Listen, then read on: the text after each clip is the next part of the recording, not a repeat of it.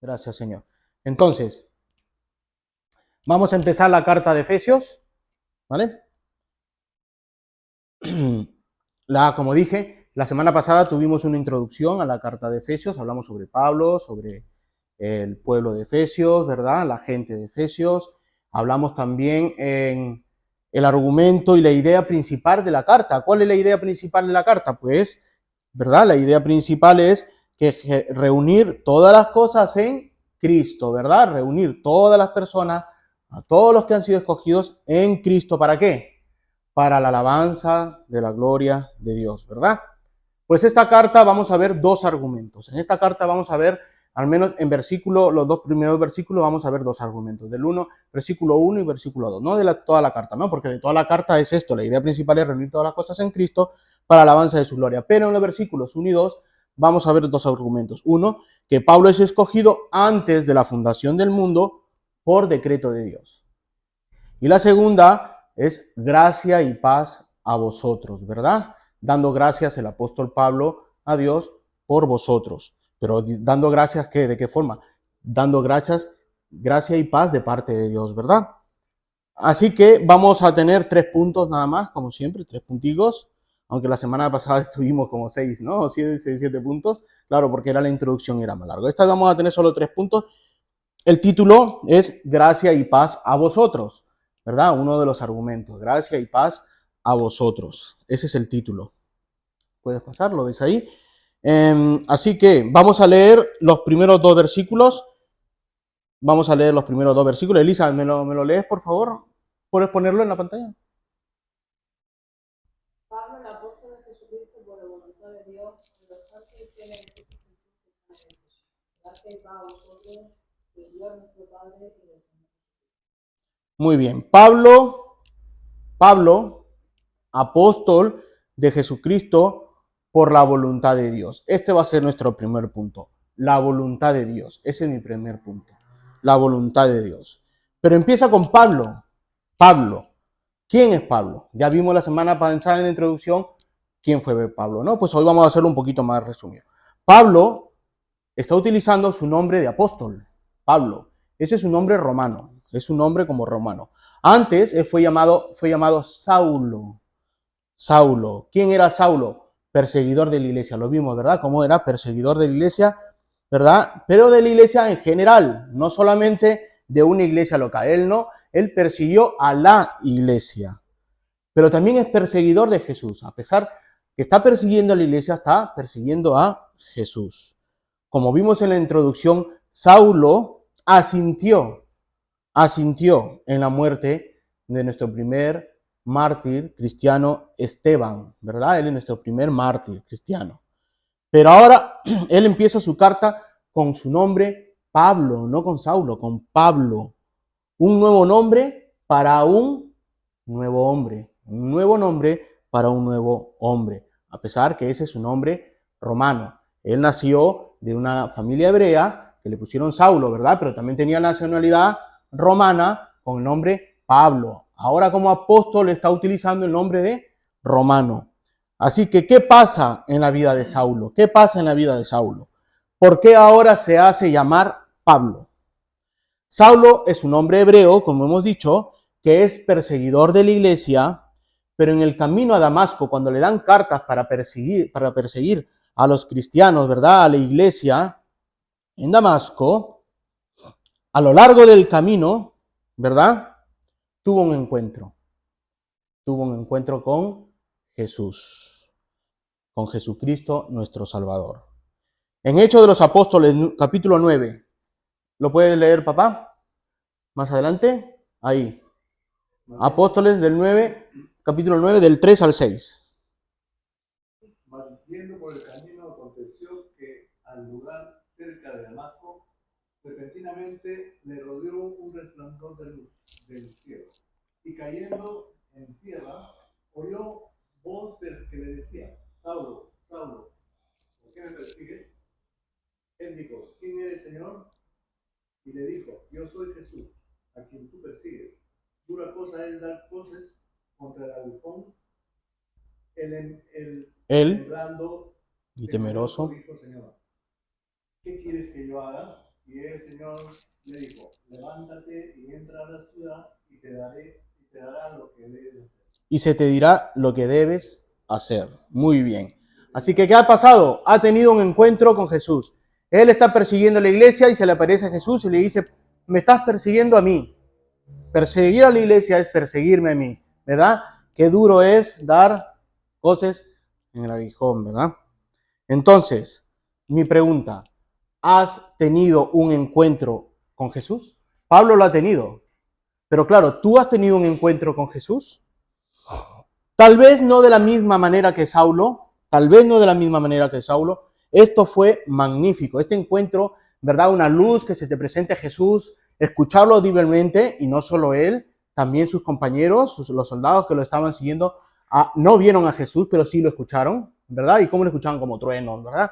Pero claro, él te está teniendo un encuentro sobrenatural, ¿verdad? Con Jesús, que tal vez de esa forma nosotros no, al menos yo no lo he tenido, ¿verdad? No se me ha presentado.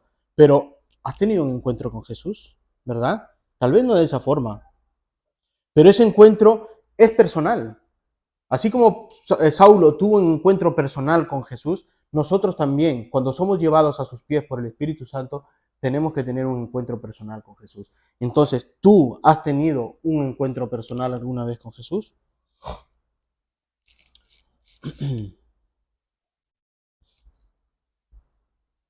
¿Crees en Él? ¿Crees en Jesús? Pablo creyó. ¿Tú crees en Jesús? Como nos dice Juan 3, ¿verdad? Nos dice Juan 3, a todo aquel que cree, ¿verdad? ¿Qué nos quiere enseñar Pablo con todo esto? ¿Qué nos quiere enseñar Pablo con esta carta al decirnos que tuvo un encuentro con Jesús y nos está enseñando su vida? ¿Qué nos quiere demostrar el apóstol con esta carta? Pues vamos a ver su llamado. Dice, apóstol de Jesucristo. No solamente él dice es, yo soy apóstol, Pablo, sino que dice que es apóstol de Jesucristo. Pablo, apóstol de Jesucristo. No solo tuvo un encuentro con Jesús, ¿verdad? Jesús resucitado. Recordemos que ya ha resucitado, está en el cielo, en carne y hueso, glorificado. Ha tenido un encuentro con esta persona. No es una visión, es un encuentro personal con él. No solo tuvo una transformación en su ser, Pablo. En ese momento, al tener un encuentro con Jesús y creer en Jesús, ¿verdad? Tiene una transformación. Y no solamente tiene un cambio en su vida para siempre, sino que también tiene un llamado. De perseguidor de la iglesia a tener un llamado, un destino, una misión. Cada uno también tenemos eso. Cuando vamos a los pies de Cristo también tenemos ese mismo llamado y ese mismo destino, esa misma misión, igual que Saulo. Así que él es Pablo, apóstol de Jesucristo, enviado a una misión de predicar el evangelio, de predicar la obra redentora de Cristo Jesús, el cual también Pablo, sufrirá en el nombre de Jesús. En Hechos de los Apóstoles, capítulo 9, Elisa nos los puede leer, del 15 al 16. El Señor le dijo, ve, porque tu mente ha confiado me es esto, para llevar mi nombre en presencia de los gentiles y de reyes y de los hijos de Israel, porque yo le mostraré cuánto le es necesario padecer por mí.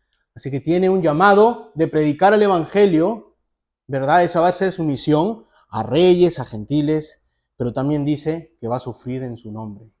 Así que ser cristiano no es ver la vida solamente de colores bonitos, porque es bonito, pero también tiene un coste, ¿verdad? Un sufrimiento. Y muchos lo vivimos, ¿verdad? En nuestras carnes.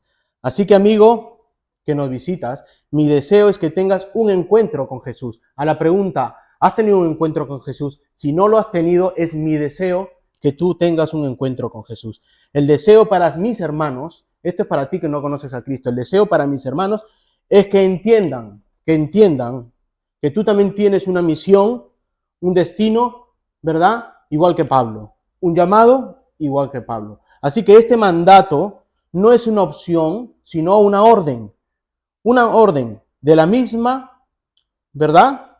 Que le dio nuestro Salvador a Pablo, pues esa misma misión es para nosotros. En Mateo 28, ¿quién sabe qué es Mateo 28? ¿Verdad? La gran comisión, ¿verdad? En Mateo 28, versículo 19 al 20 dice, por tanto, id y haced discípulos a todas las naciones, bautizándolos en el nombre del Padre, del Hijo y del Espíritu Santo, enseñándoles que guarden todas las cosas que os he mandado, y he aquí, yo estoy con vosotros todos los días hasta el fin del mundo. Amén. Así que, hermano, es tu deber predicar el Evangelio. Es tu deber predicar el Evangelio a todos que te rodean, a todas las personas que te rodean, a todos quienes te rodean. Háblales de tu salvación, ¿verdad? Háblales de quién te salvó, cómo te salvó, cómo te fue regalado esta salvación, ¿verdad? Cómo se fue transformada tu vida. Regálale un folleto, regálale una Biblia, si tienes confianza, ¿verdad? Porque tú puedes regalar un folleto a la gente. Pero si tienes un amigo de confianza en el colegio, en el trabajo, en la universidad, ¿verdad? Un familiar, regálale una Biblia. No solamente un folleto, regálale una Biblia y que dé pie a predicar el Evangelio. Porque esta misión no solo era de Pablo, ya hemos visto que Mateo 28 nos dice, id y predicar el Evangelio, ¿verdad? A todos. Esa es nuestra misión como cristianos. Una vez que somos llevados a los pies de Cristo, nuestra misión es predicar el Evangelio. Predicar el Evangelio. Así que planta una semilla en esa tierra, ¿verdad? En esa tierra, y ora para que Dios la haga crecer. Porque mira lo que dice en 1 Corintios 6, del versículo 6 al 8, dice, sino que el hermano con el hermano pleita en juicio, y esto ante los incrédulos. Así que, por cierto, es ya una falta en vosotros que tengáis pleitos entre vosotros mismos, porque no sufrís más bien por el agravio, porque no sufrís más bien por el ser defraudados, pero vosotros cometéis agravio y defraudaos a los hermanos. ¿Verdad? Ya no es Saulo perseguidor de la iglesia, ya no es Saulo perseguidor de la iglesia. Así que tuvo un encuentro con su Salvador. Ahora ha tenido Saulo un encuentro con su Salvador, ahora es Pablo, ¿verdad? Apóstol de Jesucristo. Si él fue perseguidor de la iglesia, ahora es Pablo, ¿verdad? Apóstol de Jesucristo. Y dice Jesucristo, está utilizando el título del Mesías, no dice del Hijo, sino de Jesucristo, el Mesías, ¿verdad? Engendrado, ¿verdad? Que vino a este mundo. Así que está apelando desde el principio del tiempo, ¿verdad? Este título de Mesías, esperado, un Mesías esperado desde el principio de la creación, cuando pecó Adán y Eva, ¿verdad? En el principio, cuando pecó Adán y Eva y se le da a Eva el protoevangelio de que vendría, ¿verdad? De su simiente un Salvador. Desde ahí ya hay un Mesías esperado y ahora Jesucristo, ¿verdad? Encarnado, se le aparece a Pablo y le dice esta misión que debe tener, ¿verdad? De predicar el Evangelio. Está utilizando el título del Mesías. Él es nuestro Redentor, Jesucristo, nuestro Redentor. Ahora Pablo llevará el Evangelio ante los reyes, ¿verdad? Ante los gentiles y sufrirá por esa causa, ¿verdad? Sufrirá por ello. Él va a dar su vida, ahora él va a dar su vida, así como lo dio Jesucristo, ¿verdad? Por amor a Cristo, va a dar su vida y también a los cuales va a predicar, ¿verdad? A sus hermanos que está predicando. Recordemos que fue martirizado también Pablo. Así que nosotros también debemos sufrir por el Evangelio. Nosotros vamos a sufrir por el Evangelio. No nos vamos a ir de rositas. Vamos a ser perseguidos, vamos a ser ninguneados, menospreciados por amor a Jesús, por amor a las almas perdidas ahí afuera, ¿verdad? Y también dentro de la iglesia, porque dentro de la iglesia también hay gente que evangeliza. No todos son los que dicen ser cristianos, son cristianos, no todos. Hay gente que se dice llamar cristiano, pero necesita ser evangelizada porque a veces está engañada a sí mismo, ¿verdad? Lo vemos en la carta a los hebreos. En la carta a los hebreos vemos ahí, ¿verdad? 3 tipos de gente que es cristiana. Los que han nacido realmente de nuevo, ¿verdad? Aquellos que son engañados por sí mismos creyendo porque de repente los sacaron al frente a la oración y ya ellos creen que son salvos, viven engañados creyendo que son salvos. Y después están los domingueros, ¿verdad? Los que vienen, se sientan y comparten el mundo con la demás gente. Así que también en la iglesia debemos evangelizar. Luego nos dice que apóstol, ¿verdad? Pablo dice, apóstol de Jesucristo por la voluntad de Dios, por la voluntad de Dios, no la de él, no la de Pablo, ¿verdad? Pablo fue enviado por Jesús a predicar el evangelio y sufrir en su nombre, pero no se presenta como el apóstol arrogante, ¿verdad? Que tiene un título, ¿verdad? Que mira a la gente por encima. Yo soy apóstol, ¿verdad? Apóstol, tengo un título, mejor que nadie. Nadie puede ser mejor que yo, ¿verdad? Yo tengo un título, ¿verdad? No es como los apóstoles de hoy en día, este grupito que se hace llamar apóstoles, de los cuales ellos mismos se dan los títulos. Si estudias en una academia de apóstol, de profeta, te doy el título. Entre ellos, ¿verdad? Un grupito que te pongo la mano en la cabeza y ya eres apóstol y ya eres profeta. Pero aquí no está diciendo que un apóstol le hizo apóstol o que un profeta lo hizo profeta, no.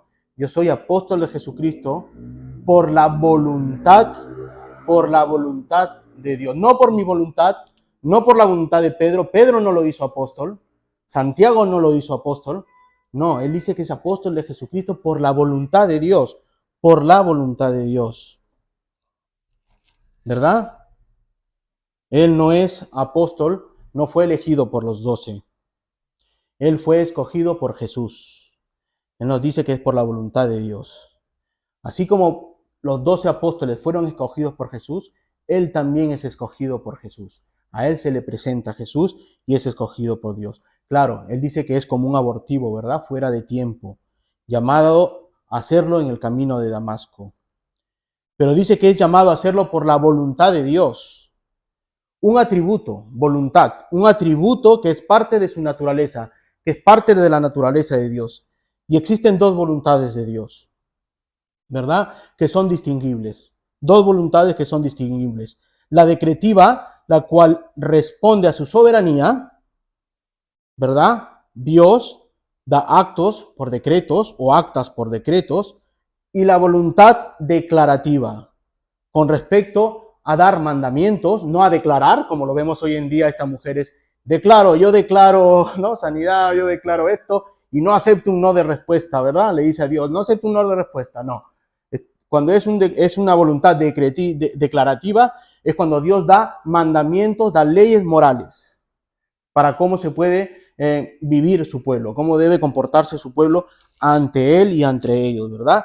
Leyes y normas. Está entonces la voluntad decretiva, que son actas o decretos antes de la fundación del mundo, y las declarativas, que son leyes morales, ¿verdad? Normas, etcétera. Las cuales, en las declarativas, tú las puedes romper o no. Dios dice, no matarás, y el ser humano puede matar, las puede romper. Nosotros como cristianos no debemos romperlas, ¿verdad? Debemos vivir una vida de santidad, ¿verdad? Bajo su palabra y sus mandamientos, y debemos obedecer sus mandamientos. Pero claro, sus leyes, sus normas se pueden romper. Tendrás bendición o tendrás maldición, le dice a Moisés, ¿no? Obedece y escoge mi mandamiento declarativo, mis mandatos. O lo escoge, bendición, o no, maldición, ¿verdad? Pero claro, las decretivas van a suceder sí o sí y no se rompen, porque Dios lo ha decretado. Entonces él está diciendo que es por voluntad. Por voluntad. Para entenderlo mejor, ¿qué quiere decir con voluntad? Vamos a usar dos versículos. Segunda de Timoteo 1:1. Dice, Pablo, apóstol de Jesucristo, por la voluntad de Dios, según la promesa de la vida que es en Cristo Jesús. Aquí también dice por la voluntad de Dios, ¿verdad? Por la voluntad de Dios. Pero en primera de Timoteo 1:1 dice, Pablo, apóstol de Jesucristo, por la voluntad, no, dice por mandato de Dios, nuestro Salvador, y el Señor Jesucristo, nuestra esperanza. ¿Te das cuenta? Ya cambia. En primera de Timoteo no dice la voluntad, sino dice mandato. Y este mandato se puede traducir como decreto, Pablo fue llamado por mandato, por decreto de Dios, nuestro Salvador, el Padre y el Señor Jesucristo. Y es interesante porque debemos preguntarnos, ¿cuándo fue ese decreto? Si fue por la voluntad de Dios, ¿fue ahí mismo en el llamado?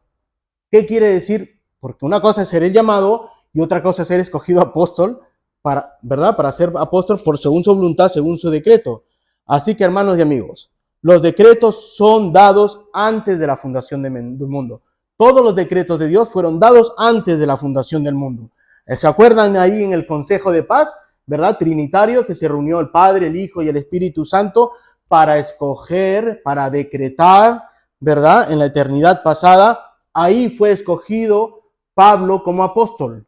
Por eso dice, por voluntad, por mandato, por decreto de Dios. ¿Dónde? Antes de la fundación del mundo. Ahí fue Pablo escogido para ser apóstol. No lo escogieron los hombres, no lo escogió ninguno de los 12 para ser acepto por los 12 como tal, porque él fue escogido por decreto divino. Él no se nombra a sí mismo apóstol. Y más interesante, que algunos por ahí no lo leen o no sepan. Pablo dice que es siervo de Jesucristo. Siervo. En Romanos 1:1 pone Pablo, siervo de Jesucristo, llamado a ser apóstol, apartado para el evangelio de Dios. Así que ese título arrogante que tienen algunos apóstoles que van andando por ahí, escogidos por otros hombres, él dice que es apóstol, y no solo que es apóstol, sino que se baja y dice, soy siervo. Él es siervo de Jesucristo. Él no va con ese título. Él dice, yo soy Pablo, siervo de Jesucristo. He venido a servir a Jesucristo y por ende a servir a la iglesia. Siervo de Jesucristo. Persona enteramente sometida. Eso significa siervo. Una persona enteramente sometida, entregada al servicio de otro. ¿Te das cuenta? Entregado al servicio de otro. ¿Verdad? Esta actitud del hermano Pablo nos muestra a todos los demás no como un sometimiento, ¿verdad?, a la voluntad de Dios o al pueblo de Dios, sino que se entrega él solo. Él está entregado al servicio. Dios ha decretado, lo ha llamado, lo pone como apóstol, pero él se entrega de corazón, de amor se entrega. Qué ejemplo más admirable para aprender de nosotros. Él no iba por ahí como un líder de jóvenes, ¿verdad?, donde todos los jóvenes tienen que estar sometidos a él, como vemos hoy en día, que él se sienta y los jóvenes vienen y a sus líderes le lavan los pies. Yo sé que lo han visto. Cómo se sientan los líderes en filita, se ponen los pies ahí y vienen todos los jovencicos y le lavan los pies. No, él hace lo que hizo Jesús. Jesús lavó los pies. Jesús lavó los pies. Y él hace lo mismo. ¿Significa eso servicio? ¿Qué significa servicio? Entregado enteramente al servicio de ellos. Él va a lavar los pies de sus hermanos. De perseguidor a lavar los pies de los hermanos. ¿Verdad? A sufrir por el evangelio. Entregadamente al evangelio. Qué ejemplo tan admirable.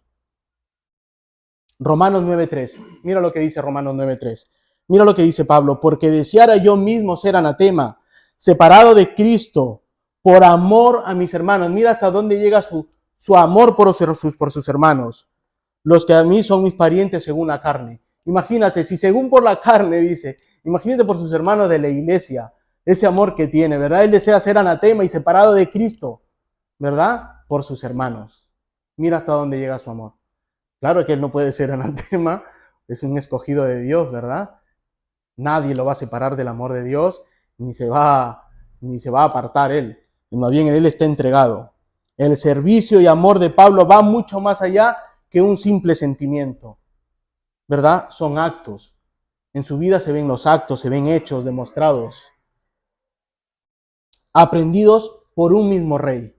Él ha aprendido de un rey de reyes, que es Jesús, quien por amor se entregó y dio su vida por ti y por mí. Él está haciendo lo mismo que ha hecho su Rey y Salvador, entregando su vida también, ¿verdad? Por la causa del Evangelio. Derramando Jesús toda su sangre para el lavamiento de nuestros pecados y así podernos darnos vida eterna. Y Pablo también entrega su vida entera, ¿verdad? Hasta su muerte, ¿verdad? Él entregó su vida a sus hermanos, al Evangelio y al amor de Cristo. ¿Tú lo crees? ¿Tú crees que puede ser lo mismo que Pablo? Créelo. Debes creerlo. Debes creer que Jesús, el Rey de Reyes, murió por ti. Pablo fue escogido y llamado como apóstol antes de la fundación del mundo por decreto de Dios, por la voluntad de Dios, Padre, el Salvador y nuestro Señor Jesucristo. ¿Para qué? para predicar el evangelio a los gentiles, a los reyes y sufrir por esta causa. El texto nos dice que escribe a los santos y fieles. Este es mi segundo punto, a los santos y fieles. A los santos y fieles en Cristo Jesús que están en Éfeso. A los santos y fieles en Cristo Jesús que están en Éfeso. El griego literalmente dice a los santos que están en Éfeso y a los fieles en Cristo Jesús. ¿Verdad? Así que santos, nos está diciendo que somos santos y fieles. Santos y fieles. ¿Por qué somos santos? ¿Por qué está diciendo a los santos? ¿Verdad? Somos santos por imputación y por aplicación. ¿Qué quiere decir esto? A los santos en Cristo Jesús, santos, nos enseña esta doble condición. Santos, ¿quiénes son los santos? Separados. Todos nosotros los santos somos separados, apartados por el Espíritu Santo. ¿Verdad? ¿Cuándo? En el nuevo nacimiento. En el nuevo nacimiento se nos imputa la santidad de Jesús. Este es el carácter natural de nuestra nueva criatura. Esta es nuestra identidad. Es nuestra naturaleza renovada y transformada. Por imputación somos santos. Así como a Cristo se le imputa nuestros pecados, Él nos imputa su justicia, nos imputa su santidad. Por eso es que Pablo dice a los santos en Cristo. Recordemos que cuál es nuestra idea principal de toda la carta de Efesios. Reunir a Cristo, reunir en todas las cosas en Cristo. Pues a nosotros se nos imputa la santidad de Cristo. También son santos porque es lo que demanda el Señor, ¿verdad? Está ser energizados por el Espíritu Santo, ¿verdad? Ser empoderados por el Espíritu Santo, ser regenerados por el Espíritu Santo y transformados por el Espíritu Santo en el nuevo nacimiento, ¿verdad? Entonces, nos da el Espíritu Santo, nos empodera el Espíritu Santo, nuestro gran consolador, nuestro paracleto, nuestro guía en el nuevo camino de santidad. Dios ha puesto, recuerden, normas, ha puesto reyes, declarado normas y leyes que nosotros debemos cumplir. Pues el Espíritu nos lleva por ese camino para cumplirlos, ¿verdad?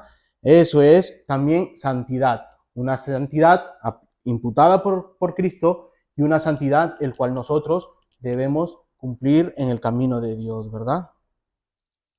A los santos en Éfeso, aquellas personas que siguen a Jesús. Santos en Éfeso, personas que seguían a Cristo. No a todos los ciudadanos. Él no está diciendo a todos los ciudadanos de Éfeso, no. Está diciendo a los santos que están en Éfeso. No a un grupo determinado de personas en una iglesia local, ¿verdad? No está diciendo a la iglesia reformada de Murcia, no. Él está diciendo, ¿verdad? A la iglesia, a todos los santos en Éfeso, la iglesia general que se encontraba, podría haber varias, seguro, o una, ¿verdad? Y está diciendo a los santos de la iglesia, no a una iglesia determinada, sino a la iglesia que está en Éfeso, a los santos que están en Éfeso, a los santos que han nacido de nuevo en Cristo y que viven una vida de santidad en Cristo. Dice, sed santos porque yo soy santo, dice el Señor, ¿verdad? A los santos, pero también les dice fieles, ¿verdad? Santos y fieles. ¿A qué se está refiriendo fieles? A la fe, a creer, nacidos de nuevo. Estos son los fieles. El texto sigue con esta doble carácter de naturaleza. De estas criaturas son santas y fieles. Fieles porque tienen fidelidad a Cristo. Son fieles porque han creído en Jesucristo. A esto se refiere con fieles. Gente que tiene fe, que es creer, que han creído, sea a los santos y a los fieles, a los que han creído en Jesucristo. Fieles a pesar de la persecución, ¿verdad? A pesar de los lobos vestidos en ovejas que se han introducido en las iglesias. Fieles a pesar de vivir una vida difícil en aquella época, tanto por el Imperio Romano como por, ¿verdad?, el gobierno local de Éfeso, ¿verdad? Recuerden los cultos a la diosa de Éfeso y cómo se amontonaban todos, gritaban a la diosa Diana, querían ejecutar en el teatro, ejecutar a los acompañantes de Pablo, ¿verdad? Todas estas persecuciones. Así que hay una fidelidad que los tiene por todo lo alto, porque la fe es un don de Dios. Esta fidelidad no les nace a ellos. Es una fe que vino del cielo, ¿verdad? Un regalo, un don que vino del cielo y que el Espíritu Santo les ha dado, y esta fidelidad viene del Señor, ¿verdad? Así que ellos tienen un don de fe que es de parte de Dios, dado por gracia para que puedan creer de quien los salvó, ¿verdad? Así que, hermano y amigo, te pregunto, ¿eres santo? ¿Eres fiel? ¿Has creído? Si no has creído, yo ruego a Dios que te dé el don de creer en Jesús, tu Salvador, y ruego que Dios, ¿verdad?, que te dé también esa fe en creer, ¿verdad?, y te mantenga en la fidelidad a la verdad. A los hermanos yo les ruego que Dios los mantenga en esa fidelidad, pues se mantiene como, pues con, ¿verdad?, las doctrinas que Dios nos ha dado en la palabra, ¿verdad?, y las herramientas que nos ha dado, que son las herramientas de la gracia, como la predicación, el estar con los hermanos en la iglesia, ¿verdad?, el leer la palabra devocionalmente. Tenemos todas esas herramientas para mantenernos en esta fidelidad a Dios, ¿verdad? ¿Y quién es la verdad? ¿Verdad? Fiel a la verdad he dicho. ¿Y quién es la verdad? Pues Cristo. Pues Cristo es la verdad. ¿Y qué dice aquí en el versículo? Fieles, santos y fieles, ¿en quién? En Cristo Jesús, ¿verdad? En Cristo Jesús. Cristo es la verdad. En Juan capítulo 14, del 6 al 7 nos dice, del versículo 6 al 7 nos dice, Jesús les dijo, yo soy el camino y la verdad y la vida. Nadie viene al Padre sino por mí. Si me conocéis, también a mi Padre conoceréis. Y desde ahora le conocéis y le habéis visto. Jesús y el Padre son la verdad. Pero no solo ellos. Más adelante, Juan nos dice, en el capítulo 14, en el versículo 16 al 17 nos dice, y yo rogaré al Padre y os dará otro consolador para que esté con vosotros para siempre, el Espíritu de verdad, al cual el mundo no puede recibir porque no le ve ni le conoce, pero vosotros le conocéis, vosotros, ustedes que han nacido de nuevo, ustedes que están en Cristo, fieles y santos a Cristo, le conocéis, porque mora con vosotros y estará con vosotros para siempre, ¿verdad? Para siempre. En Hebreos 1 dice, Dios, habiendo hablado muchas veces y de muchas maneras en otro tiempo a los padres por los profetas, en estos postreros días, hoy en día, nos ha hablado por el Hijo, a quien constituyó heredero de todo y por quien asimismo hizo el universo, el cual siendo el resplandor de su gloria y la imagen misma de su sustancia, y quien sustenta todas las cosas con la palabra de su poder, habiendo efectuado la purificación de nuestros pecados por medio de sí mismo, se sentó a la diestra de la majestad en las alturas, hecho tanto superior a los ángeles cuanto heredó más excelente nombre que ellos. Padre, el Hijo, el Espíritu. Los tres son verdad, los tres son la verdad. La máxima expresión de la verdad es la Trinidad. La Trinidad es la máxima expresión de la verdad. Esta verdad nos es dada en la encarnación de Jesús, en la encarnación del Mesías, en la encarnación de Cristo. Esa es la verdad, que vino a darla a conocer por medio de él. ¿Qué vino a dar a conocer? El Evangelio, que es poder de salvación, como dice Romanos 1:16. Porque no me avergüenzo del Evangelio, dice Pablo, porque es poder de Dios para salvación a todo aquel que cree, al judío primeramente y también a ti que eres gentil. ¿Quiénes creyeron este Evangelio que es verdad? ¿Quiénes creyeron este Evangelio que es verdad? Pues el verso nos dice, los de Éfeso. Los de Éfeso, la iglesia de Éfeso. Dice, todos los santos y fieles en Cristo Jesús que están en Éfeso. Una carta dirigida a los creyentes en Éfeso. Una carta muy pastoral, con mucha enseñanza, es verdad, del 1 al 3, recuerdan, con mucha ortodoxia, pero también con mucha ortopraxis, con mucha práctica, que luego nos va a decir cómo vivir esta vida de cristianos del 4 al 6. Esto lo que nos va a enseñar Pablo muchas perlas preciosas, muchas perlas teológicas, ¿verdad? Sobre la teología. Y Pablo quiere que los creyentes en Éfeso conozcan esta verdad y ora para que puedan vivir también esta verdad. No solo conocerlas, sentir estas verdades. No solo sentirlas, vivirlas, practicarlas, ¿verdad? Que las practiquemos nosotros. A pesar de la circunstancia, a pesar de lo que puedas estar viviendo, a pesar de lo que sea tu vida, debes ser obediente a estas verdades. También podemos aplicarlos a todos los creyentes santos y fieles en todo el globo, en toda la tierra. Estas verdades son para todos los hermanos, para ustedes también, para que conozcan estas verdades que son reveladas por el Espíritu Santo. Y no solo se queden en nuestras mentes, sino que baje a nuestro corazón, sino que también lo demostremos con hechos, en la práctica diaria de nuestra vida, a pesar de la situación que estés viviendo o que puedas vivir. ¿Lo crees? ¿Vives el Evangelio? Y esto me lleva a mi último punto, que es gracia y paz, ¿verdad? Gracia y paz. Dice, gracia y paz a vosotros, de Dios nuestro Padre y del Señor Jesucristo, ¿verdad? Y es en este momento donde nuestro hermano Pablo empieza a abrir su corazón. Ahora es donde él empieza a abrir su corazón delante de Dios. Y nos comienza a mostrar las bendiciones que los hermanos de Éfeso tienen delante de Dios. Nosotros hemos hallado gracia y paz, nos está diciendo, ¿verdad? Que nosotros hemos hallado gracia y paz. No es gracia y paz de Pablo. Él no está diciendo, yo os doy mi gracia y mi paz. No. Él está diciendo gracia y paz. Y no es de él, sino que viene de arriba, de forma vertical, ¿verdad? Y no de nosotros al Padre, sino gracia y paz de Dios, dice, a nosotros, ¿verdad? Pero también es horizontal, no solo es del Padre a nosotros, sino que al practicarla debe ser horizontal, entre los hermanos de la iglesia y todos los hermanos de la iglesia, ¿verdad? También es horizontal. Debemos practicar esa gracia y esa paz entre los hermanos.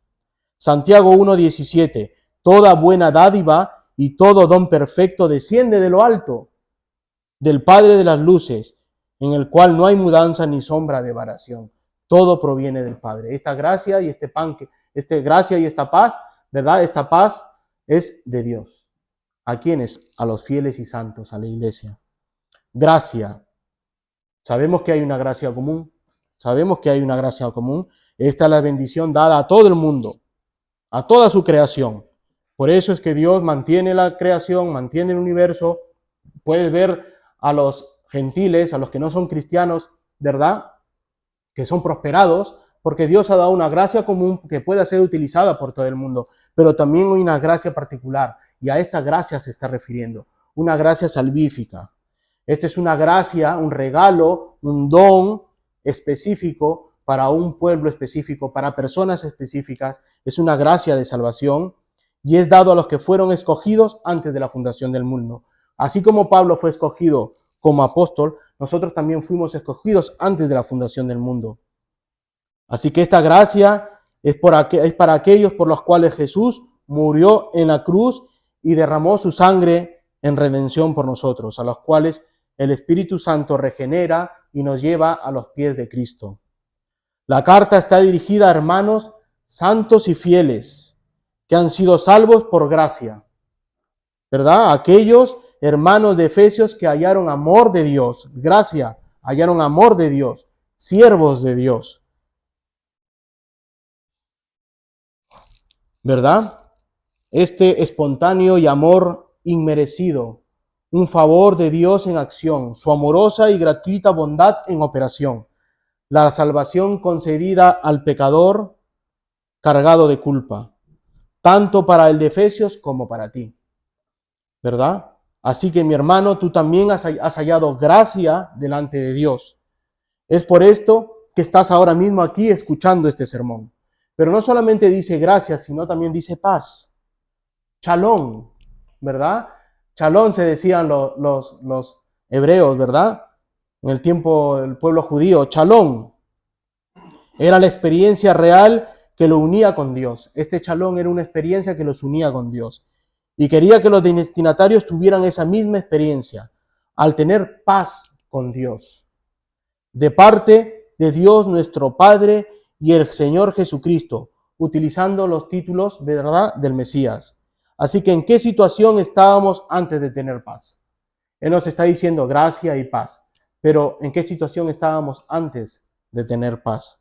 En Efesios capítulo 2, del 1 al 3 dice, y Él os dio vida a vosotros, cuando estabais muertos en vuestros delitos y pecados, en los cuales anduvisteis en otro tiempo, siguiendo la corriente de este mundo conforme al príncipe de la potestad del aire, el espíritu que ahora opera en los hijos de desobediencia, entre los cuales también todos nosotros vivimos en otro tiempo en los deseos de nuestra carne, haciendo la voluntad de la carne y de los pensamientos, y éramos por naturaleza hijos de ira, lo mismo que los demás.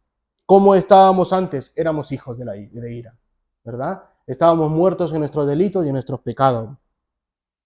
Entonces debemos preguntarnos, ¿quién está en paz con Dios? Si todos estábamos muertos en nuestros delitos, pecados y éramos hijos de ira, ¿quién está en paz con Dios? Pues no hay paz en la tierra, en especial en estos tiempos no hay paz, porque el mundo está muerto en sus delitos y pecados, nos dice el texto. Dios solo tiene paz con aquellos que hemos nacido de nuevo. Jesús nos trajo esa paz mediante la cruz del Calvario. En Romanos 5:1 dice, justificados pues por la fe, tenemos paz para con Dios por medio de nuestro Señor Jesucristo. Y Juan 14:27 dice, la paz os dejo, mi paz os doy. Yo no os la doy como el mundo la da. No se turbe vuestro corazón ni tenga miedo. ¿Quién nos da esta paz? Jesús. ¿Quién nos trajo en paz con Dios? Jesús. Así que, hermanos, ya estamos acabando. Hermanos, ¿estamos en paz con Dios? ¿Tienes paz con Dios? ¿Su gracia te ha transformado? ¿Vives como un santo y fiel que tiene gracia y paz? Pues debes hacerlo. Debes vivir santo y fiel como tal hasta el día que venga nuestro Señor Jesucristo, nuestro Salvador, y nuestros cuerpos duerman, ¿verdad? ¿Verdad? El día que moramos, nuestros cuerpos van a dormir. En un abrir y cerrar de ojos seremos llevados hasta la presencia de Dios, pero debemos vivir una vida santa, ¿verdad? Luego vendrá Cristo también con nosotros y resucitarán, ¿verdad? Aquellos, y los que no han muerto, pues en un abrir y cerrar de ojos serán glorificados. Pero yo, para terminar, quiero hacer un ejercicio práctico. Yo no soy ningún hereje, pero quiero hacer un ejercicio práctico. Cambiemos o parafraseemos el texto, porque esta carta de Efesios es para nosotros, ¿verdad? Es para la iglesia de todos los tiempos. Así que vamos a hacerlo un poco. Mira, ve. Yo no soy apóstol, pero supongamos y digamos que el texto dice así: Eduardo, embajador de Cristo. Eduardo, predicador de Jesucristo, ¿verdad? Por la voluntad de Dios. A los santos y fieles en Cristo Jesús que están en Murcia, en la Iglesia Bautista Reformada de Murcia. Gracia y paz a vosotros, de Dios nuestro Padre y de nuestro Señor Jesucristo. Eso es lo que quería decir Pablo, ¿verdad? Él fue escogido para predicar el Evangelio como a mí me ha sido llamado, y tú eres llamado para predicar el Evangelio. Así que esta carta también es para ti. Tú también debes ir, al ser llamado y escogido, y se te da la potestad de ir con toda autoridad a predicar el Evangelio, de llevar la paz, ¿verdad? De llevar este mensaje de Evangelio, este paz y gracia, de ir al mundo y decirle, Jesús ha muerto por ti, por tus pecados. Paz y gracia con nuestro Señor Salvador. Las bendiciones también son para nosotros. Las bendiciones. Esta carta, ¿verdad? Esta carta es para nosotros. Una carta que circuló por todo el mundo cristiano en su tiempo y hasta el día de hoy. También podemos tomar esta carta como el ejercicio que hemos hecho en primera persona, tomándolo para nosotros, cogiéndolo para nosotros. Hay que apropiarla para nosotros, pero también hay que escudriñarla, hay que cumplirla, ¿verdad? Porque esto es lo que desde el principio y de muchas más revelaciones piedras preciosas que se nos va a mostrar en esta carta, dado a los creyentes para conocerlas y para vivirlas en Cristo Jesús. Jesús, ven pronto, a ti sea la gloria. Amén. Vamos a orar.